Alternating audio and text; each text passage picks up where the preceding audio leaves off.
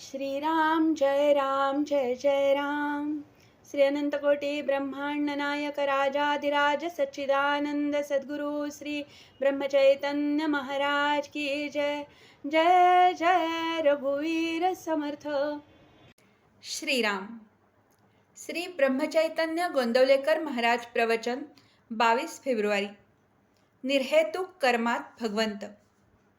खरोखर आज आपल्याला आपले अंतरंग ओळखण्याची खरी गरज आहे. सत्कर्म असो किंवा दुष्कर्म असो, हेतूवर सर्व काही अवलंबून असते. पुष्कळ पुण्यकर्मे केली आणि काहीतरी विषयाचा हेतू मनात धरला तर काय उपयोग? काबाड कष्ट खूप केले, बायको पोरे टाकून बाह्यांगाने कितीही केले तरी मन जोपर्यंत तिथे नाही तोपर्यंत राम नाही भेटणार. मनाला भगवंताची तळमळ लागली तरच त्याचा उपयोग. निर्हेतुक कर्मात भगवंत असतो, म्हणून आपली कर्मे तशी करावीत. खरे पाहता प्रापंचिका एवढे काबाड कष्ट साधकाला पारमार्थिकाला नसतात.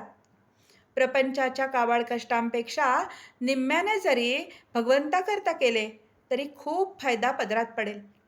ज्या स्थितीत भगवंताने आपल्याला ठेवले त्या परिस्थितीतून त्याला ओळखणे सहज शक्य आहे. पण आपण विषयाकडे दृष्टी ठेवून कर्मे करतो आणि भगवंत भेटत नाही म्हणून दुःखी होतो. याला काय करावे? दैत्य दानवांनी भगवंताची तपश्चर्या केली आणि समर्थांनीही केली.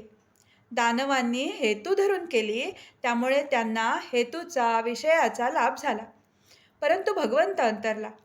या उलट समर्थांना भगवंताशिवाय दुसरा कशाचाही लाभ नको होता. त्या लाभातच त्यांनी सर्वस्व मानले. उत्कट प्रेमामुळे भगवंताचा ध्यास लागतो. भगवंताला पाहून तू भेटलास, आता मला काही नको अशी वृत्ती झाली पाहिजे, तरच मीपणा मरेल. भगवंताचा हात तर पुढे आहेच, आपलाच हात त्याच्यापर्यंत पोहोचत नाही. बुद्धीपेक्षा आणि पैशापेक्षा सदाचरणाचे वजन जास्त असते. सदाचरण असून भगवंताची निष्ठा असेल आणि आहे त्या परिस्थितीत समाधान ठेवण्याची सवय असेल तर प्रापंचिक सुख लाभते. सुख हे कुठून उत्पन्न करायचे नसून ते आपल्या वृत्तीमध्येच असते.